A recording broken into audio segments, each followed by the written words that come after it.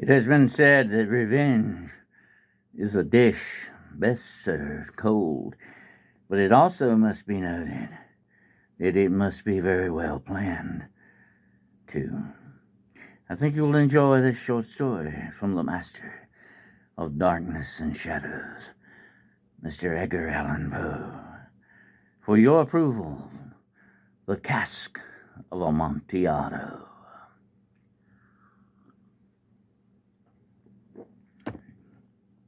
The thousand injuries of Fortunato I had borne as best I could, but when he ventured upon insult, I vowed revenge. You who so well know the nature of my soul will not suppose, however, that I gave utterance to a threat. At length I would be avenged. This was a point definitely settled, but the very definitiveness with which it was resolved precluded the idea of risk. I must not only punish, but punish with impunity. A wrong is unredressed when retribution overtakes its redresser. It is equally unredressed when the avenger fails to make himself felt as such to him who has done the wrong.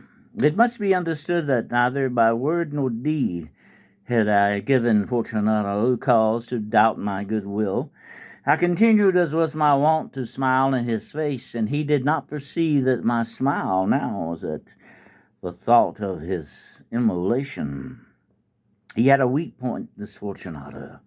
Although in other regards he was a man to be respected and even feared, he prided himself on his connoisseurship in wine. Few Italians have the true virtuoso spirit. For the most part, their enthusiasm is adopted to suit the time and opportunity to practice imposture upon the British and Austrian millionaires. In painting and gemmary, Fortunato, like his countrymen, was a quack. But in the matter of old wines, he was sincere. In this respect, I did not differ from him materially. I was skillful in the Italian vintages myself, and bought largely whenever I could. It was about dusk one evening, during the supreme madness of the carnival season, that I encountered my friend. He accosted me with excessive warmth, for he had been drinking much. The man wore motley. He had on a tight-fitting party-striped dress, and his head was surmounted by the conical cap and bells of the jester. I was so pleased to see him that I thought I should never have done wringing his hand. I said to him, "My dear Fortunato, you are luckily met. How remarkably well you are looking today, but I have received a pipe of what passes for Amontillado, and I have my doubts." "How," said he, "Amontillado, a pipe, impossible, and in the middle of the carnival?" "I have my doubts," I replied, "and I was silly enough to pay the full Amontillado price without consulting you in the matter. You were not to be found, and I was fearful of losing a bargain." "Amontillado?" "I have my doubts." "Amontillado?" "And I must satisfy them." "Amontillado?" "As you are engaged, I am on my way to Lucchese. He is one who has a critical turn. It is he. He will tell me." "Lucchese cannot tell Amontillado from sherry, and yet some fools, Fortunato, will have it that his taste is a match for your own." "Come, let us go." "Whither?" "To your vaults." "Oh, my friend, no, I will not impose upon your good nature. I perceive you have an engagement." "Lucchese, I have no engagement. Come." "My friend, no, it is not the engagement, but the severe cold with which I perceive you are afflicted. The vaults are insufferably damp. They are encrusted with mold." "Let us go, nevertheless. The cold is merely nothing. Amontillado, you have been imposed upon, and as for Lucchese, he cannot distinguish sherry from Amontillado." Thus speaking, Fortunato possessed himself of my arm. Putting on a mask of black silk and drawing a cape closely about my person, I suffered him to hurry me to my palazzo. There were no attendants at home. They had absconded to make merry in honor of the time. I had told them that I should not return until the morning, and had given them explicit orders not to stir from the house. These orders were sufficient, I well knew, to ensure their immediate disappearance, one and all, as soon as my back was turned. I took from their sconces 2 torches, and giving one to Fortunato, I bowed him through several suites of rooms to the archway that led into the vaults. I passed down a long and winding staircase, requesting him to be cautious as he followed. We came at length to the foot of the descent and stood together on the damp ground of the catacombs of my family, the Montresors.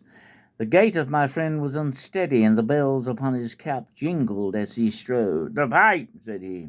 "It is further on, but observe the web work that gleams from these cavern walls. The mold is terrible." He turned toward me and looked into my eyes with two filmy orbs that distill the rheum of intoxication. "Mold?" he asked at length. "Mold," I replied. "How long have you had that cough?" My poor friend found it impossible to reply for many minutes. "It is nothing," he said at last. "Come," I said with decision, "we will go back. Your health is precious. You are rich, respected, admired, beloved. You are happy as once I was. You are a man to be missed. For me it is no matter. We will go back, and you will be ill, and I cannot be responsible. Besides, there is Lucchese." "Enough," he said. "The cough is a mere nothing. It will not kill me. I shall not die of a cough." "True, Fortunato, true," I replied, "and indeed I had no intention of alarming you unnecessarily, but you should use all proper caution. A draught of this Medoc will defend us from the damps." Here I knocked off the neck of a bottle which I drew from a long row of his fellows that lay upon the mould. "Drink," I said, presenting him the wine. He raised it to his lips with a leer. He paused and nodded to me familiarly while his bells jingled. "I drink," he said, "to the buried that repose around us, and I, Fortunato, to your long life." He again took my arm, and we proceeded. "These vaults are extensive." "The Montresors," I replied, "were a great and numerous family." "I forget your arms." "A huge human foot on a field of azure. The foot crushes a rampant serpent whose fangs are embedded in the heel." "And the motto?"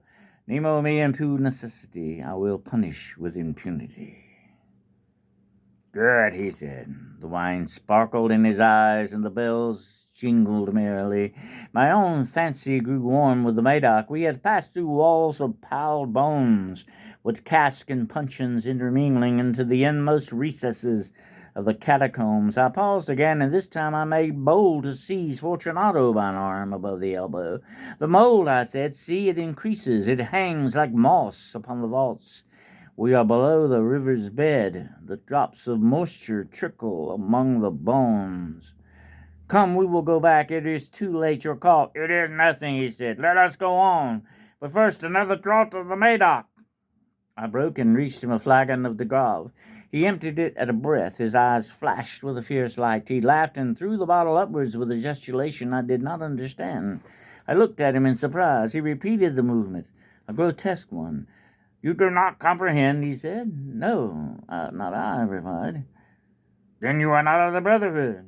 "How? You are not of the Masons?" "Yes, yes," I said. "Yes, yes." "You? Impossible. A Mason?" "A Mason," I replied. "A sign," he said.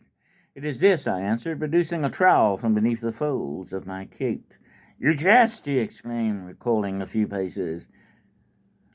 "But let us proceed to the Amontillado." "Be it so," I said, replacing the tool beneath the cloak and again offering him my arm. He leaned upon it heavily. We continued our route in search of the Amontillado. We passed through a range of low arches, descended, passed on, and descending again arrived at a deep crypt in which the foulness of the air caused our torches rather to glow than flame. At the most remote end of the crypt there appeared another less spacious. Its walls had been lined with human remains, piled to the vault overhead in the fashion of the great catacombs of Paris. 3 sides of this interior crypt were still ornamented in this manner. From the fourth the bones had been thrown down and lay promiscuously upon the earth, forming at one point a mound of some size. Within the wall thus exposed by the displacing of the bones, we perceived a still interior recess, in depth about 4 feet, in width maybe 3, in height 6 or 7. It seemed to have been constructed for no especial use within itself, but formed merely the interval between 2 of the colossal supports of the roof of the catacombs, and was backed by one of their circumscribing walls of solid granite.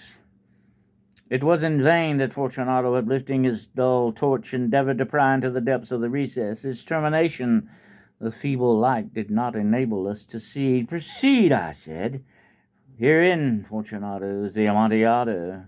As for Lucchese, he is an ignoramus," interrupted my friend as he stepped unsteadily forward, while I followed immediately at his heels. In an instant he had reached the extremity of the niche, and finding his progress arrested by the rock, stood stupidly bewildered.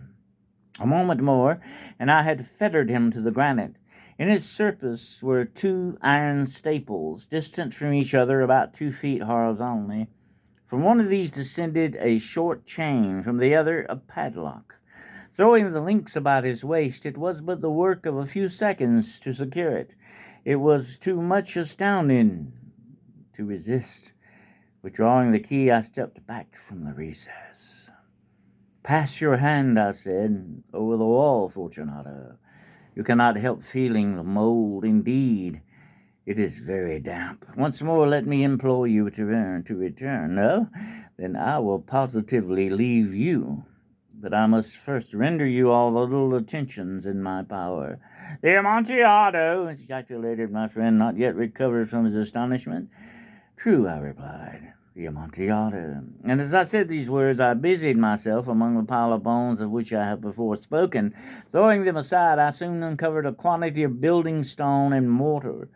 With these materials, and with the aid of my trowel, I began vigorously to wall up the entrance of the niche. I had scarcely laid the first tier of my masonry when I discovered that the intoxication of Fortunato had in a great measure worn off. The earliest indication I had of this was a low moaning cry from the depth of the recess. It was not the cry of a drunken man. There was then a long and obstinate silence. I laid the second tier, and the third, and the fourth, and then I heard the furious vibrations of the chain. The noise lasted for several minutes, during which, that I might hearken to it with the more satisfaction, I ceased my labors and sat down upon the bones. When at last the clanking subsided, I resumed the trowel, and finished without interruption the fifth, the sixth, and the seventh tier. The wall was now nearly upon a level with my breast. I again paused, and, holding the torch over the mason-work, threw a few feeble rays upon the figure within. A succession of loud and shrill screams, bursting suddenly from the throat of the chained form, seemed to thrust me violently back. For a brief moment I hesitated. I trembled. Unsheathing my rapier, I began to grope with it about the recess, but the thought of an instant reassured me. I placed my hand upon the solid fabric of the catacombs, and felt satisfied. I reapproached the wall. I replied to the yells of him who clamored. I re-echoed. I aided. I surpassed them in volume and in strength. I did this, and the clamor grew still. It was now midnight, and my task was drawing to a close. I had completed the 8th, the 9th, and the 10th tier. I had finished a portion of the last, the 11th, and there remained but a single stone to be fitted and plastered in. I struggled with its weight. I placed it partially in its destined position, but now there came from out the niche a low laugh that erected the hairs upon my neck. It was succeeded by a sad voice, which I had difficulty in recognizing as that of the noble Fortunato. The voice said, "A very good joke indeed, an excellent jest. We will have many a rich laugh about it at the palazzo, over our wine." "The Amontillado," I said. Yes, the Amontillado. But is it not getting late? Will not they be awaiting us at the palazzo, the Lady Fortunato and the rest? Let us be gone." "Yes," I said, "let us be gone." "For the love of God, Montresor." "Yes," I said, "for the love of God, Fortunato." But to these words I hearkened in vain for reply. I grew impatient. I called aloud, "Fortunato." No answer. I called again, "Fortunato." No answer still. I thrust a torch through the remaining aperture and let it fall within. There came forth in return only a jingling of the bells. My heart grew sick on account of the dampness of the catacombs. I hastened to make an end of my labor. I forced the last stone into its position. I plastered it up. Against the new masonry, I re-erected the old rampart of bones. For the half of a century, no mortal has disturbed them.